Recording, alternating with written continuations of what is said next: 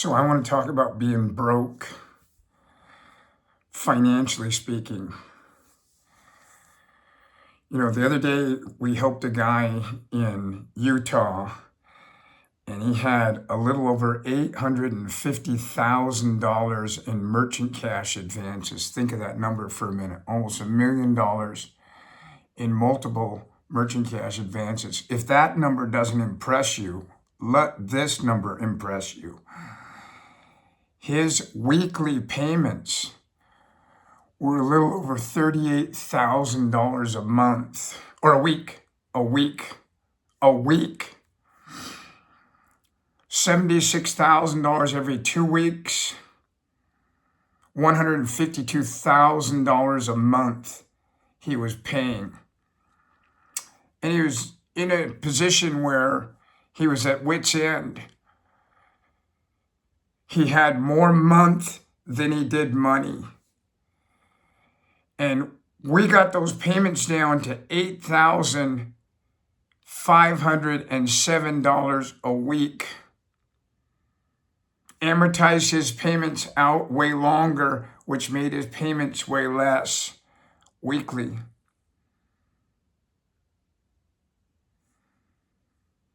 I could tell you, as a business owner for over 40 years, I've been broke so many times you can't possibly imagine it, financially speaking. Again and again and again and again, I don't have any cash in my wallet, or I would have showed you some cash. But again and again and again, there it is right now. I'm actually going to run them our ads right now. I'm getting ready to run our ads as we speak. And I've been running those ads now since 2009, September, in this industry. And then prior to that, in the mortgage industry for, over 20 years. But I can tell you, there's times where we didn't have the money, but I ran them anyway. There's times where we didn't have the money in our household, but I went about my day anyway. I didn't get focused on what was coming, the boogeyman, debt collectors, stress. I focused on what's important now. What I call my win theory. What's important now? W-I-N, an acronym or an abbreviation, W-I-N, for what's important now. I know people that I've met throughout my life, so many people, countless people, who are robbed of the present moments that they're in, the present day that they're in, because they're worried about tomorrow. They're worried about next week. They're worried about next month. They're worried about next year. You can't make this stuff up. You and I are in a world right now where it's expensive just to be alive. But there's nothing wrong with being broke. What's wrong is when you feel like you're broken, like you can't go on. What you got to look at is things that you could benefit from if you took action, became proactive versus reactive. So many people I see right now are reactionaries, or they're reactive. What I call a reactionary. They're reacting. They're reacting to Trump. They're reacting to Biden. They're reacting to Kamala Harris, or they're reacting to, the LA, World Championship for soccer, for football, soccer. They're reacting to Trump. Trump's having people at the White House to watch, UFC fighting. This type of thing, and it's like, man, think about where we spend our time. Think about where we spend our time. We come into the day, we're born into the day like a baby. Every day we're born again into the day. The birthing canal of life We're born into the day again. Everything behind you is gone. It's over. It's done. You can't get it back. You could use it for knowledge. That's the best thing to use it for. But to have it weigh you down, to feel like you're broke, again and again, I see these doggone posts everywhere and writings about, you gotta be broken. It's the broken ones, It's the broken ones. And it's like, man, look, there's a huge difference between being broke financially and being broke spiritually. They're not synonymous with one another. They're not. That's ridiculous. You can control this. I can control. Let me tell you how I controlled it over the years. I got with family. I got with friends. I got with professionals when I needed help. I could tell you again and again and again and again, I pushed it all into the table because I'm a growth-oriented individual. I pushed the chips in over and over and over and over to the point where my first wife left me after 25 plus years. This woman I'm married to now, Jane, I don't even let her into this world. There's very few people can handle this world because it is a world full of constant down and up, down and up, down and up, financially speaking. The key is for you and I to stay even keel, like a horizon. The other day I was being told by one of the young ladies on our team who frequents our Monday morning meeting all the time. You all know who she is. If you've been to those Monday morning meetings, I'm not going to mention her name. But she's mentioning to me that she's being kicked out of her home. She's being evicted. She has children. And what was interesting was the fact that she had no fear. She had no fear. And the reason behind this is I looked down at my computer. I'm sorry. The reason behind this is that she had been evicted before. And she realized long ago that being evicted is not the end of the world. She said her and her children lived in the car. Hey, listen, living in a car is a hell of a lot better than living on the streets or living underneath a cardboard box or maybe living, 400 years ago in the wilderness, in the damp, the cold, being clad in buffalo skins or mink or fox or coyote or cougar skins or bear skins. I'm not so sure that living in a car wouldn't be so bad, quite frankly. I read something this morning, Psalms 23, and it says here, even though I walk through the valley of the shadow of death, I will fear no evil, for you are with me, your rod and your staff, they comfort me. I grew up in a church and then went away from the church, Milwaukee Lutheran Church. We were Lutheran. And I'll tell you what, these little teeny excerpts from the Bible mean so much to me in how I was raised. Because again and again and again, I don't fear. I don't live in a fear constantly.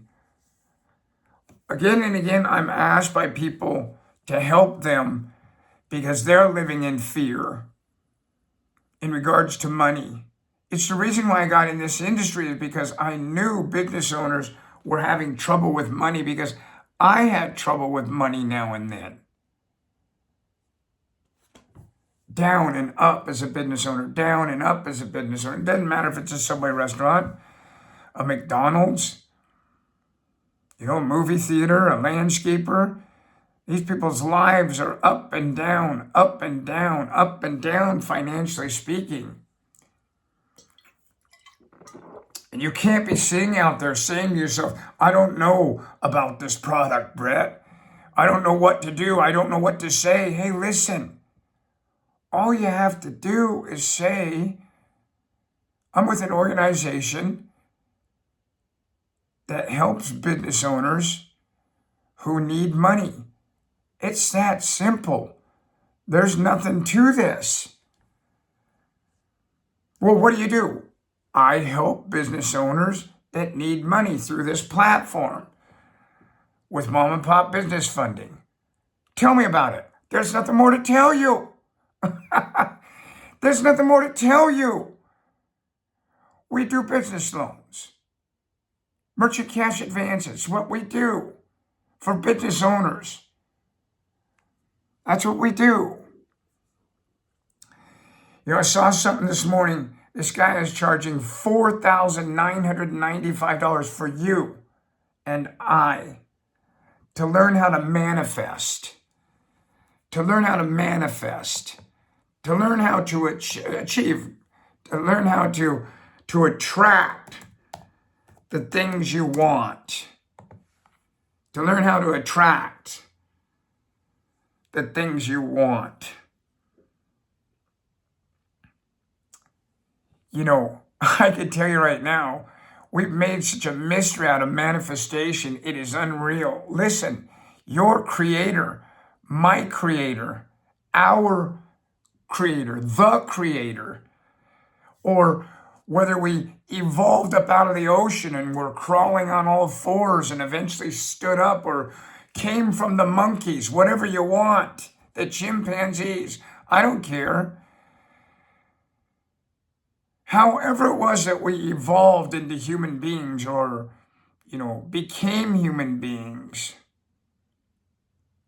I can tell you this, you and I were born, it's in our DNA, to yearn and long right here, right here, right here. We feel it in our gut, we feel it in our intuition, in our clairvoyance, our intuition's plural.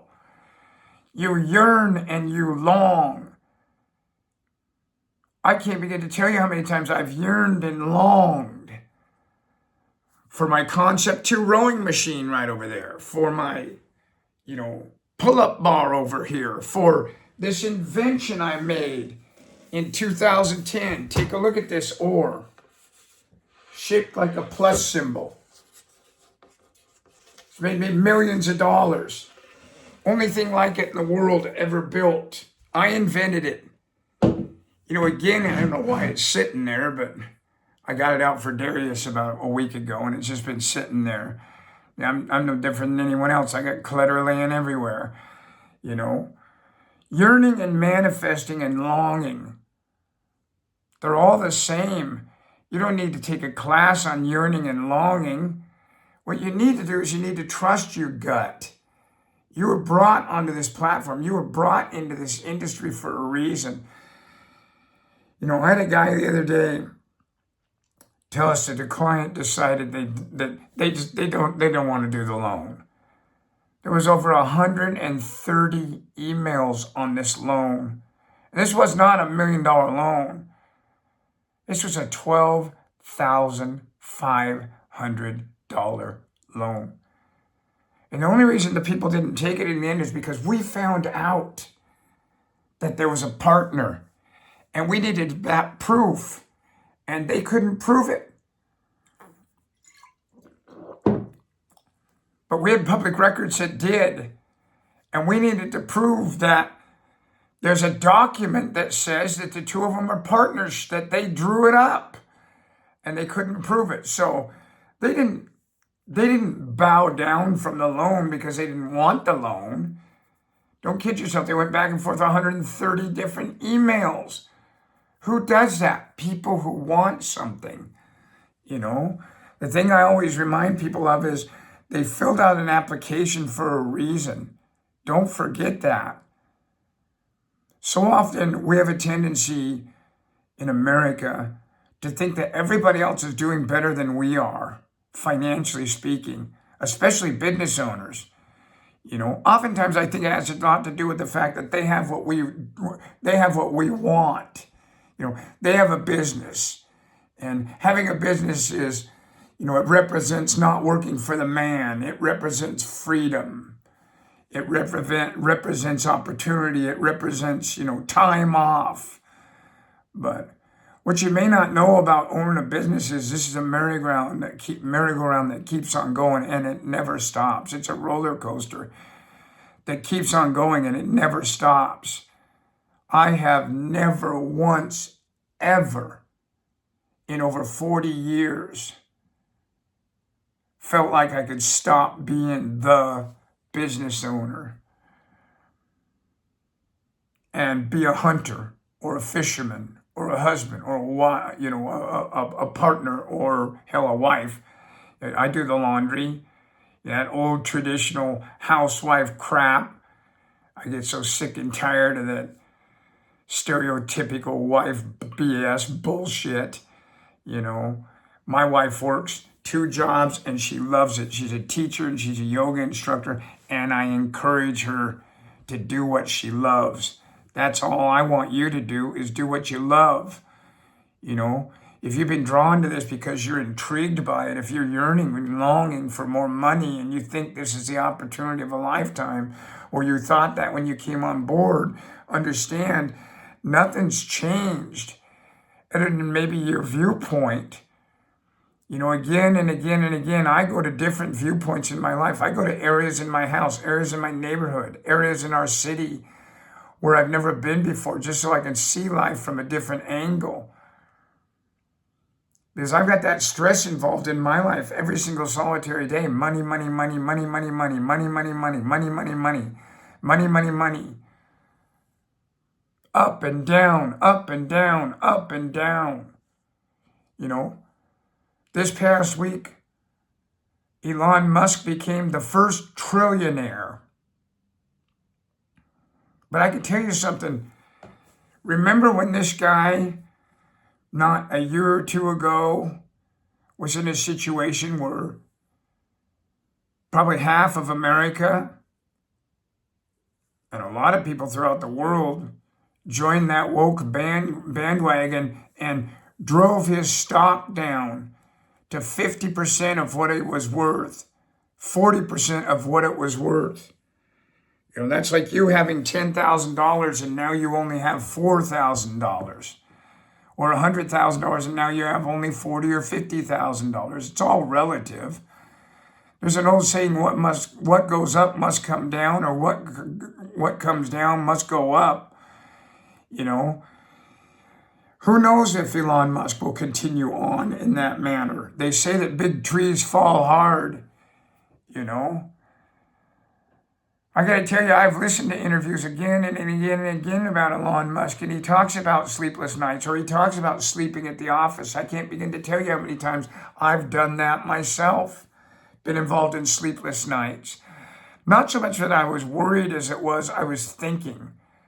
And that's what I got out of him also. The business owners I know that have stood the test of time, the human beings that have stood the test of time, are people who seem to be willing to have thought, but not let it worry them to the point where it makes them sick emotionally, spiritually, physiologically. If you're so broke that you can't afford your lifestyle, change your lifestyle. If that means that you're going to move in with a friend or a family member, so be it.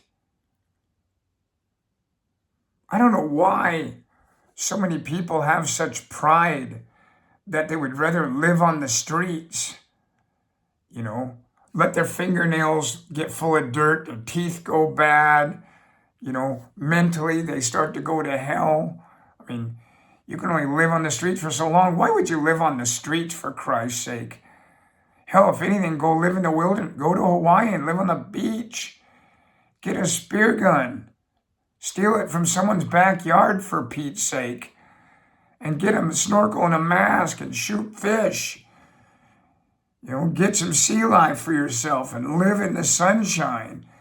I don't know why in the hell anybody would live underneath a bridge in Los Angeles or Portland, Oregon, or Seattle, Washington, or Chicago, Illinois, or Atlanta, Georgia, when they could live on the beach or live in the wilderness and be homeless. I'm reading Ralph Waldo Emerson right now, a book called Walden. Everyone's always telling me, Walden Pond, Walden Pond. No, it's not called Walden Pond. Look at the book. The story takes place on Walden Pond, in his cabin, where he stayed for 2.5 years. But he's talking about poverty. And he's talking about how it's chronic, how it's acute. It's a consistent environment. Man, you do not have to live like that. You don't. You can change this. But what you got to do is you got to pay attention to that gut, that yearning and that longing. You want that Chevrolet. You want that Toyota. You want that Ford. You want that Tesla. You want that Honda. You want that house. You want that boat. You want to be able to pay your mortgage, your rent, your lease payment. You want to be able to take your gal or your guy out, your partner. You want to be able to buy a bigger bag of dog food. You want to be able to get the clothes you want. There's nothing wrong with wanting, yearning, longing. Understand that is the first step in achieving. There's nothing wrong with yearning, longing, wanting a better living. A living in and of itself. It's not your responsibility to stay broke, financially speaking. One of the main reasons why I'm constantly going all in again financially is I have faith in myself. So many people I've met throughout my lifetime have placed their faith in other people. They're looking towards others to get them what they need. If you're fortunate enough to have that environment where someone around you can provide for you, maybe what you should do is say thank you more. I don't hear that enough. I just don't. In my own family, my immediate family, my extended family, out there in the world, I see so much resentment and anger and vitriol and toxicity out there. And people tell me all the time, it's this, it's politics, it's Trump's fault, it's Biden's fault, it's the Democrats' fault, it's the Republicans' fault, it's the Muslims' fault, it's the Jews' fault, it's the Protestants' fault, it's a Christian's problem, it's a Catholic problem. And it's like, oh man, come on. Stop placing blame and understand that I'll say I am the problem. I am the solution to the problem, and herein lies the problem. Think about that for a moment. I am the problem, I am the solution to the problem, and herein lies the problem. Here's some directions right here.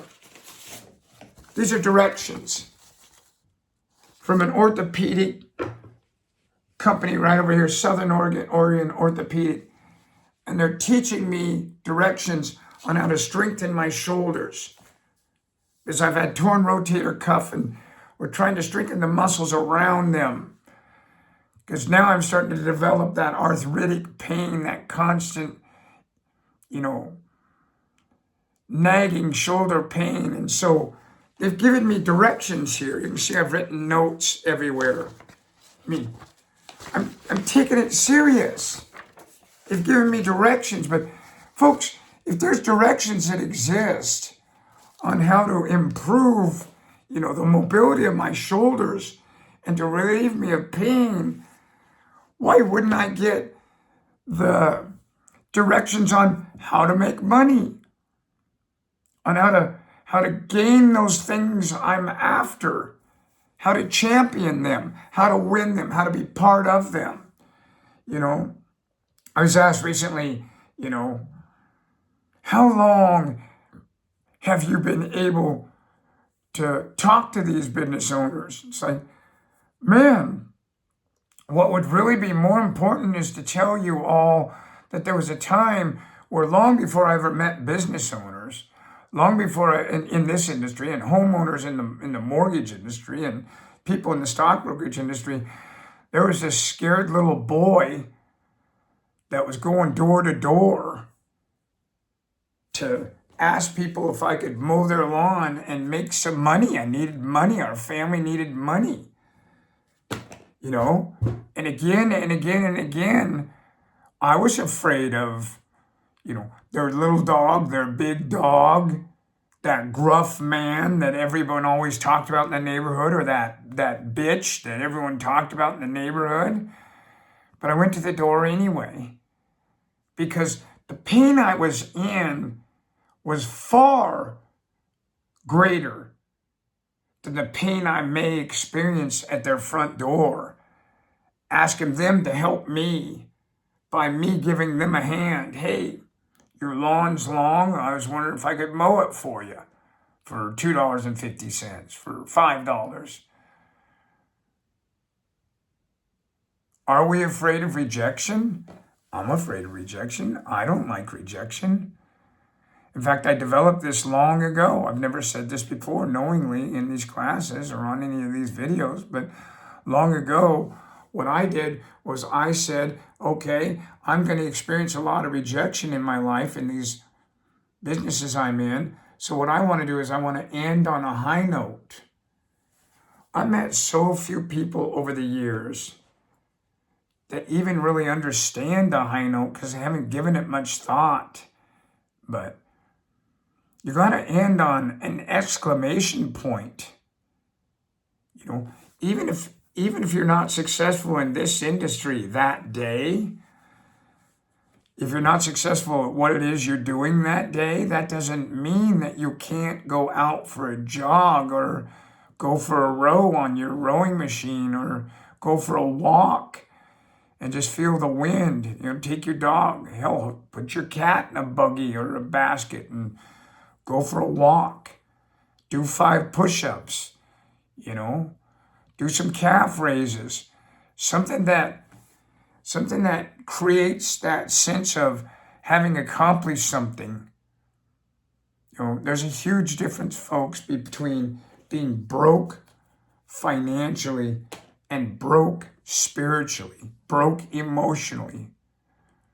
Please keep that in mind today as you go forward. Don't be one of those people that becomes immobile because you don't have money. And if for some reason you're sick and tired of it and you're saying to yourself, you know what, I'm mad as hell and I'm not going to take this anymore. I'm not going to tolerate this anymore. I'm not going to be broke anymore. Then you're going to have to go up to the door, metaphorically speaking. You're going to have to ask that gruff old curmudgeon or that bitch if they'd be willing to do business with you. So you've got my day 1, day 2, day 3, and day 4 of 4. Go back through and listen to those and how I approach those business owners. Or develop your own. I know this, there is no real magic way of doing this other than you just have to do it. You have to do it. There's an old saying, the harder I work, the luckier I get. I had some lady tell me here about 3 or 4 years ago in class, no, the harder you work, the smarter you get. Or the more you work, the smarter you get. I wish that were the case. Most people I know, I kid you not, they're so unwilling to take notes, to follow directions. There are directions to everything nowadays on Google. There's directions everywhere you look. All I have to do is take this band right here, hold it up, leave my elbows in at my side, boom, and go like so. Put that pressure on the shoulder, nice and slow. Hold it out there. Once I get to that point where I've got the strength, hold it out there. Just let those shoulders ache. Sometimes, folks, we have to endure before we are part of endurance. I've endured so many days, so many periods throughout the day where I didn't have money, but not once do I ever recall not having faith. Psalm 23. The Lord is my shepherd, I shall not want. He makes me lie down in green pastures. He leads me beside still waters. He restores my soul. He leads me in paths of righteousness for his name's sake.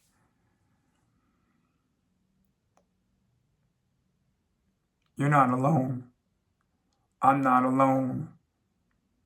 Even if you're an atheist, there are people out there that will help. But more importantly than that, what you have to understand is there's a tremendous amount of people out there that need help right now. This Saturday, right now, June 13th, 2026, it's 7:59 a.m. There's people all around me right now that need help, all around you that need help, financially speaking, with their business. And that's all you do. You just go and let them know, look, I'm in the helping industry. I'm not interested. Okay. Who cares? Go to the next one. I'm in the helping industry. I represent a company that helps businesses get money in the event they have a need for money for whatever reason. Yes, no, yes, yes, yes. No, no, no, no, no, no, no. Yes. No, no, no. Yes. No, no, no. Yes. I mean, folks, there's nothing to this, but it's so funny how people make this so hard. I can't begin to tell you again and again and again. You know, I give them the directions, but it's like my old man used to say, you know what, boy? I buy you books and you eat the covers. I never really knew what that meant, you know, but there is knowledge in these books. You know, I'm in the same boat you are, where I wish it wasn't so expensive just to be alive nowadays. It really has changed. I see it with my own children, and it's tough out there. But that doesn't mean that you can't keep up with inflation, financially speaking, and then beat inflation in this industry. It's such a simple thing to do. But in closing, I'll say this to you. If you've waited this far, it's easy to do, and it's easy not to do. Comment the word easy if you got this far in the comment section below. Comment the word easy in quotation marks, or easy not to do, because that's the way life is. It's easy to do, it's easy not to do. Don't be afraid of being broke financially, and understand if you are, you're not the only one. And you can get money by helping others that are broke.